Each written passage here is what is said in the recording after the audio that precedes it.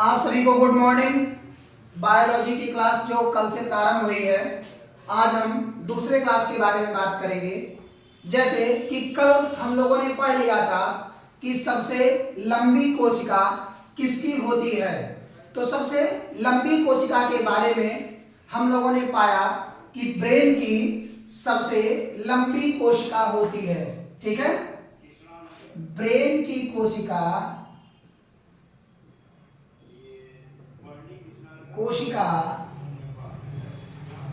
सबसे लंबी होती है, सबसे लंबी होती है। ठीक है, लेकिन इनमें सबसे एक बात होती है, ब्रेन में कभी भी ब्रेन के कोशिकाओं में विभाजन नहीं होता। इसी वजह से आपने देखा होगा कि जब कभी भी ब्रेन में किसी को चोट लगता है तो वह उसी टाइम तुरंत मर जाता है, या तो उसे ब्रेन हैमरेज नामक एक बीमारी हो जाती है। ब्रेन हैमरेज नामक क्या होती है? एक बीमारी हो जाती है, जिसके कारण उसे बहुत सारा परेशानियों का सामना करना पड़ जाता है। लेकिन अगर हम कहें कि सबसे ज्यादा कोशिका विभाजन कहाँ होता है, तो सबसे ज्यादा कोशिका विभाजन आपके यहाँ स्टमक के पास यानी कि प्लीहा में होता है, या हम कहें कि पेट के पास होता है, उदर में, तो वहाँ कोशिका विभाजन बहुत ज्यादा होता है। तो आपने देखा होगा कि कभी किसी को अगर पेट में चक्कू लग जाए या कहीं कट जाए या घाव बन जाए तो वह जल्दी ठीक हो जाता है। लेकिन जब ब्रेन में लगती है तो ब्रेन में कभी भी उनको वो चीज सही नहीं होता। ठीक है, क्योंकि ब्रेन में कोशिका विभाजन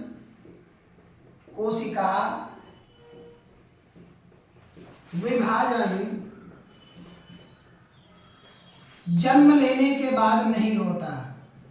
जन्म लेने के बाद नहीं होता। जन्म लेने के बाद नहीं होता। ठीक है, तो यहां तक आप सबके समझ में आया। लेकिन सबसे ज्यादा कोशिका विभाजन की अगर हम बात करते हैं तो सबसे ज्यादा कोशिका विभाजन आपका लीवर में होता है।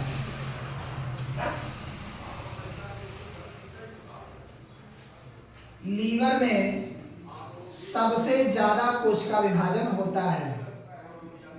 सबसे ज्यादा कोशिका विभाजन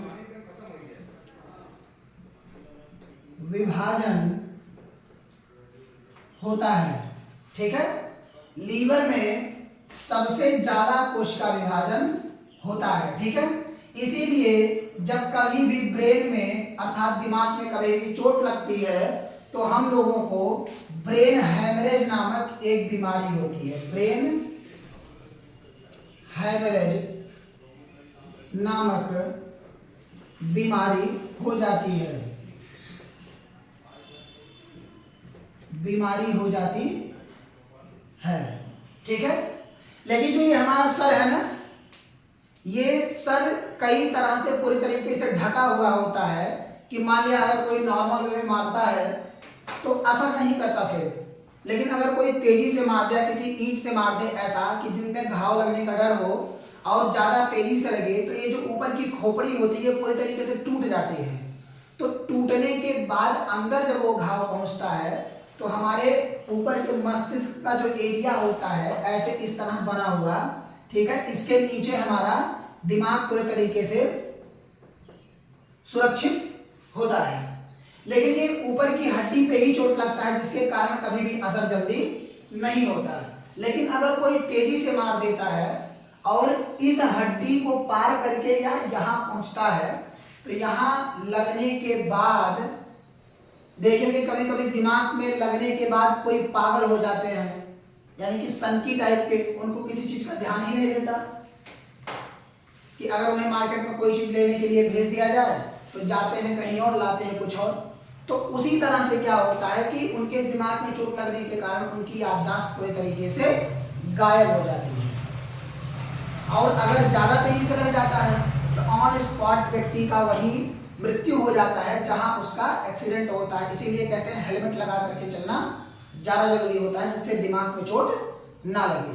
ये जो पीछे का हिस्सा होता है ये पूरी तरीके से खाली होता है, यहाँ किसी प्रकार का कोई प्रोटेक्शन नहीं होता, जिनके कारण कहते हैं लोग, या मतलब नॉर्मल भाषा में लोग प्रयोग करते हैं कि सब जगह मारना सर में, लेकिन यहाँ मत मारना, क्योंकि यहाँ से अकेले ही 14 प्रकार के हार्मोन्स ऐसे होते हैं जो निकलते हैं। बेसिकली 7 प्रकार के हार्मोन्स के बारे में सब लोग जानते हैं कि जैसे जो वृद्धि का कारक होता है, दाढ़ी, मूंछ, लंबाई या शरीर की बनावट या वृद्धि, इन सारे के सारे हार्मोन्सों का थर्मल पिट्यूटरी ग्लैंड जिसे कहा जाता है, यानी कि मास्टर ग्रंथि, वो यहीं से उन सभी हार्मोन्स को निकालती है। तो यहाँ पर चोट लगना काफी ज्यादा खतरनाक हो सकता है। तो यहाँ तक आप सबके समझ में आया। इसके बाद जो होती है वह है प्लाज्मा झिल्ली। प्लाज्मा झिल्ली यानी कि उसे कहा जाता है प्लाज्मा मेम्ब्रेन। प्लाज्मा मेम्ब्रेन, अगर हम प्लाज्मा मेम्ब्रेन की बात करते हैं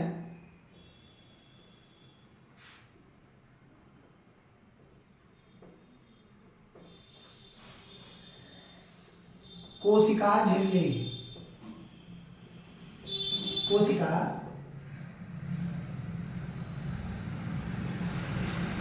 झिल्ली, तो इसी कोशिका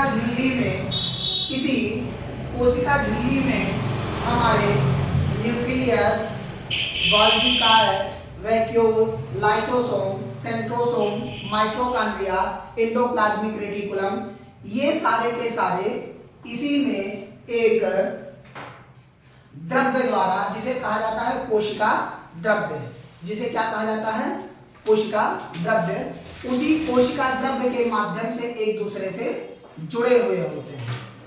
ठीक है, तो यहां तक आप सभी के समझ में आया।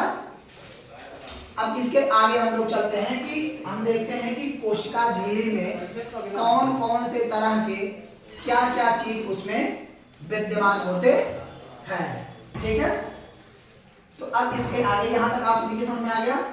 यानी कि सबसे लंबी कोशिका किसकी होती है, ब्रेन की, लेकिन ब्रेन में कोशिका विभाजन जन्म के बाद नहीं होता। ठीक है, लीवर में सबसे ज्यादा कोशिका विभाजन होता है, जिनसे कभी भी आपने देखा होगा कि अगर उनको पेट में कहीं यहाँ चोट लग जाती है तो ऐसे पकड़ करके वो अपने अगर डॉक्टर के पास चले जाएं तो चक्कू निकालने के बाद डॉक्टर पट्टी कर देगा तो एक आध महीने में क्या हो जाते हैं, सही हो जाते हैं। जो कि अगर ब्रेन में चोट लगती है तो वहां तक समझ में नहीं आता। ठीक है, यहाँ समझ में आ गया। जैसे आजकल लोग भाव में गाड़ी चलाते हैं तो गाड़ी चलाते हुए क्या करते हैं, पता लगता है हेलमेट नहीं लगाएंगे, बारिश शौक के जा रहे हैं 80-90 की स्पीड में, लड़े कहीं उसका सीधे निकल लेते हैं। तो इसीलिए हेलमेट लगाना बहुत ज्यादा जरूरी है। अब इसके आगे हम लोग देखते हैं प्लाज्मा झिल्ली यानी कि प्लाज्मा मेम्ब्रेन, जिसे कहा जाता है कोशिका झिल्ली। कोशिका झिल्ली में हम लोग देखते हैं कि क्या क्या पाया जाता है, किस तरह से पाया जाता है। उसके बाद एक एक करके हम उन सभी के बारे में जानकारी प्राप्त करेंगे। जैसे क्या होता है कि जब हमारी कोशिका पूरी तरीके से बनती है तो ये हमारा क्या है, सेल है, यानी कि कोशिका। कोशिका में सबसे बीच में अर्थात मध्य में जो पाया जाता है उसे कहते हैं न्यूक्लियस। उसे क्या कहते हैं, न्यूक्लियस। इसी न्यूक्लियस को दो तरीके से बताया गया है। जैसे इसमें जो अंदर द्रव्य पूरे तरीके से इस तरह भरा होता है, ठीक है, इस तरह से, उसे कहते हैं कोशिका केंद्रक द्रव्य, केंद्रक द्रव्य। ठीक है, लेकिन जो इसके अंदर भरा होता है यानी कि यहां पूरी तरह से ऐसे मिलेगा। जैसे आपने क्ले देखा होगा, क्ले, उसी क्ले के तरह से एक गाढ़ा द्रव होता है जो पूरे तरीके से कोशिका में भरा होता है और इसी के माध्यम से इसको आगे चल करके और बढ़िया से हम पढ़ाएंगे। अभी इसके बारे में जानकारी आप लोग कर लीजिए कि इसी तरह से ऐसे पूरा यह भरा होता है। इसे कहते हैं कोशिका द्रव्य। कोशिका द्रव्य। ठीक है, यहां तक आपके समझ में आ गया होगा। अब इसी प्लाज्मा मेम्ब्रेन यानी कि कोशिका झिल्ली,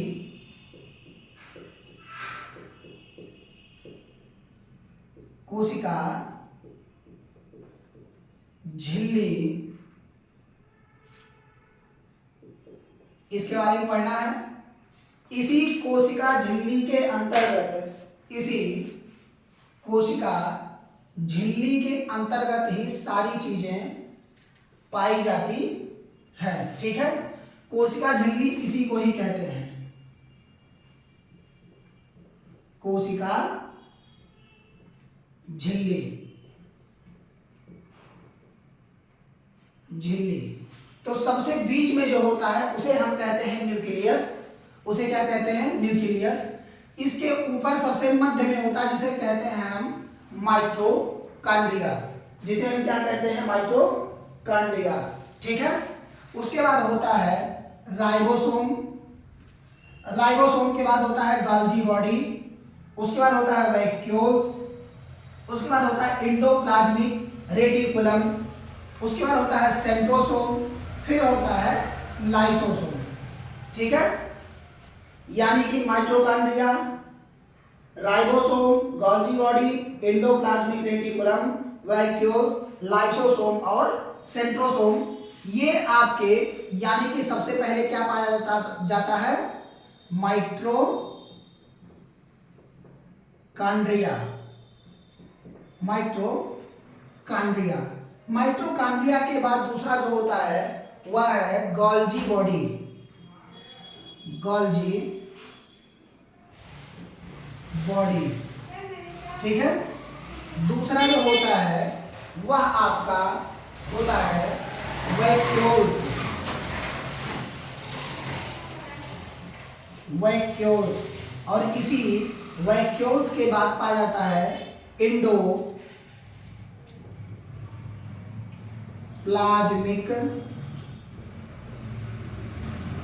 रेटिकुलम। रेटिकुलम।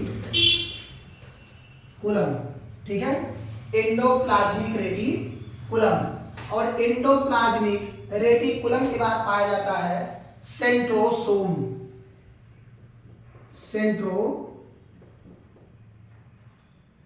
सेंट्रोसोम और सेंट्रो के सोम के बाद अगला है लाइसोसोम। लाइसोसोम। ठीक है, और लाइसोसोम के बाद जो लास्ट में है वह है राइबोसोम। राइबोसोम।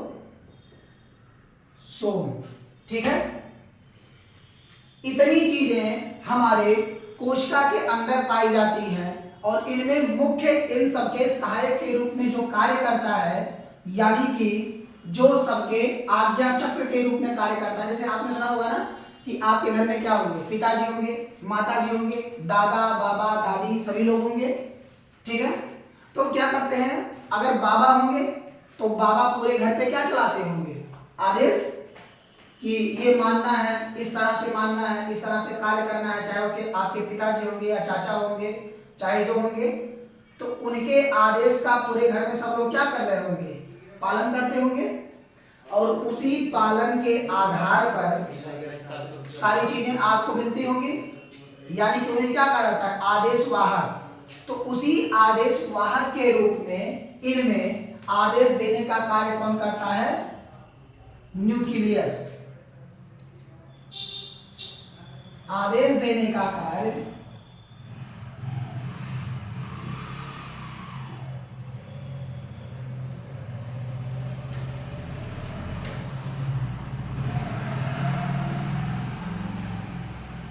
न्यूक्लियस करता है। ठीक है, इसीलिए न्यूक्लियस को आदेश वाहक कहा जाता है। क्या कहा जाता है? आदेश वाहक, यानी कि आदेश देने वाला। आदेश देने वाला। तो यहां तक आप सभी के समझ में आ गया होगा यानी कि हम न्यूक्लियस को देखते हैं, न्यूक्लियस के अंतर्गत ये सारी चीजें पाए जाते हैं। ठीक है, कोशिका द्रव्य द्वारा ये एक दूसरे से टकराने में असक्षम होते हैं, जिनसे सारी जानकारी प्राप्त होती है।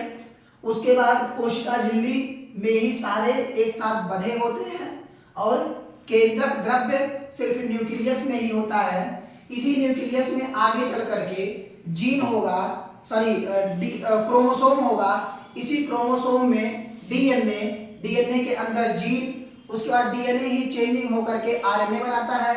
आरएनए के बाद आपका जो आएगा वो आएगा आरएनए पढ़ने के बाद आएगा इसमें कि जैसे जो चेंजिंग होती है किस तरह से होती है, कैसे होती है, इन सारी चीजों के बारे में। और इन्हीं आरएनए के अंतर्गत ATGU नाम के 4 हार्मोन स्रावित होते हैं जो महिलाओं में पाए जाते हैं, और ATGC नाम के 4 हार्मोन्स, ठीक है, एडेनिन, ग्वानिन, थायमिन, साइटोसिन, ये 4 प्रकार के हार्मोन पुरुषों में पाए जाते हैं, जिनसे दाढ़ी, मूंछ, बाल, इन सारी चीजों की प्रवृत्ति उनके अंदर होती है। ठीक है, तो यहां तक आप सभी के समझ में आ गया होगा, यहां कोई दिक्कत नहीं होगी। तो अब हम पहला पढ़ेंगे, वो पढ़ेंगे माइटोकॉन्ड्रिया। ठीक है, माइटोकॉन्ड्रिया हमारे शरीर में श्वास लेने का कार्य करता है, जिनके कारण यह नए O2 को लाता है, जिससे हमारे ब्लड क्या होते हैं, फिल्टर होते हैं। इसे ऑक्सीजन स्टोरेज भी कहा जाता है। ठीक है, ऑक्सीजन स्टोरेज भी कहा जाता है। ठीक है, लेकिन अगर यही हम जैसे यहाँ कोशिका झिल्ली पाई गई, यानी कि जंतुओं में क्या पाई जाती है, कोशिका झिल्ली, लेकिन अगर हम यही पेड़ों की बात करते हैं या पादप की बात करते हैं तो उनमें कोशिका भित्ति पाई जाती है पेड़ों में। जब मैंने स्टार्ट किया था सेल चैप्टर तो मैंने आपको बताया था कि सबसे पहले रॉबर्ट हुक ने माइक्रोस्कोपिक लेंस द्वारा पेड़ों के छाल के बारे में उन्होंने देखा, तो कोष्ठक यानी कि कुछ इस तरह से ऐसे बने हुए निशान के बारे में उन्होंने पता लगाया। इस तरह से 4 कोण के ऐसे निशान बने हुए थे और इसे उन्होंने नाम दिया क्या, कोशिका भित्ति। कोशिका भित्ति, और इसी कोशिका भित्ति से पेड़ों की रक्षा होती है, जिस प्रकार कोशिका झिल्ली से जीव जंतुओं में रक्षा यानी कि सुरक्षा का कार्य होता है। ठीक है, तो अब हम लोग क्या चलते हैं माइटोकॉन्ड्रिया पढ़ने के लिए। जैसे कि मैंने माइटोकॉन्ड्रिया में आपको बताया कि यह ऑक्सीजन का क्या करता है, स्टोर करता है। ठीक है,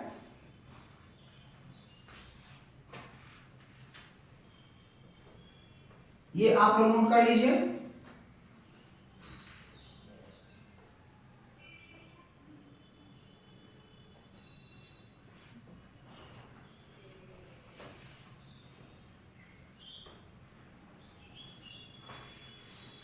पहला इसमें है वह है माइटोकॉन्ड्रिया।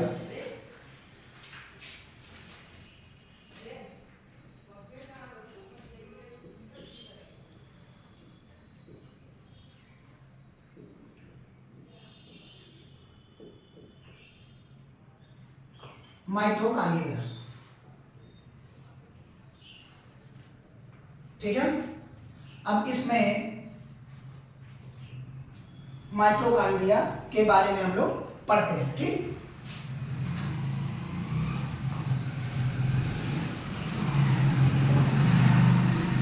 पहला पॉइंट कर करके हम लोग पढ़ेंगे, ज्यादा अच्छा रहेगा, क्योंकि पॉइंट के बेस पर ये याद भी हो जाएगा। वैसे थ्योरेटिकल क्या होता है याद नहीं होता जल्दी। ठीक है, तो माइटोकॉन्ड्रिया जो होता है यह कोशिका के अंदर का एक अंग है।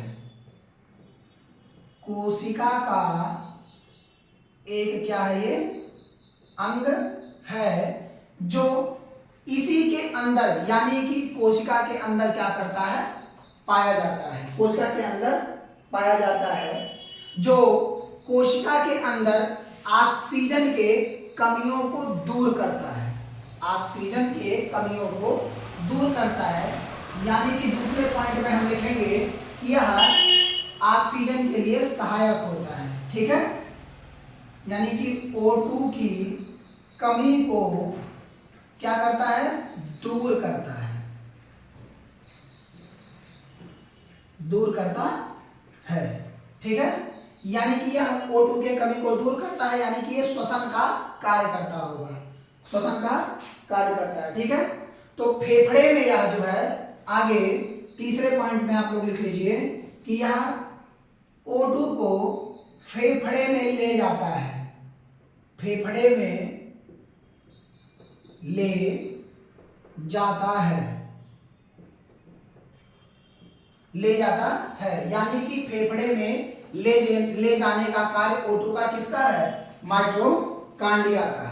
ठीक है, तो जब ये फेफड़े में लेकर के चला जाता है तो फेफड़े में जाने के बाद फिर वहां से नसों में बढ़ता है।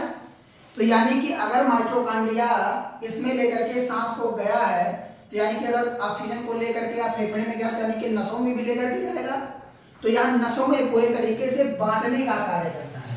तो चौथे पॉइंट में आप लोग लिख लीजिए कि यह नसों में पहुंचाता है, पहुंचाता है किसको, O2 को यह नसों में पहुंचाने का कार्य माइटोकांड्रिया द्वारा किया जाता है। ठीक है, अगला जो पॉइंट है, अब फेफड़े का भी कोई ना कोई कार्य होगा, तो फेफड़ा क्या करता है, फेफड़ा ऑक्सीजन को स्टोर करता है, उसके बारे में फिर ब्लड में जो है भेजता है, जो कि नसों के द्वारा यह क्या करता है, O2 पूरे नसों में फैल जाता है, जिससे खून को स्वच्छ कर देता है सही तरीके से। ठीक है, तो यही फेफड़ा आगे जा करके माइटोकांड्रिया के आदेश पर ही अगर हम कहें तो हीमोग्लोबिन में O2 को मिला देता है। यानी कि फेफड़ा आगे चल करके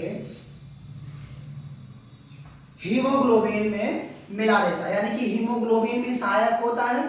तो हीमोग्लोबिन O2 को ले जाकर के ब्लड में क्या करता है, मिला देता है। ठीक है,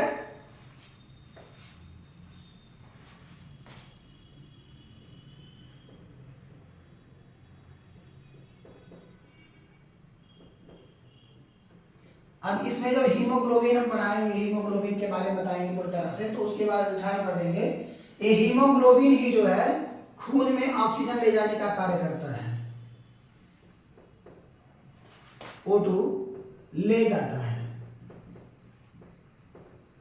ठीक है, O2 ले जाता है। ये छठवां पॉइंट है। ठीक है, छठा पॉइंट आपका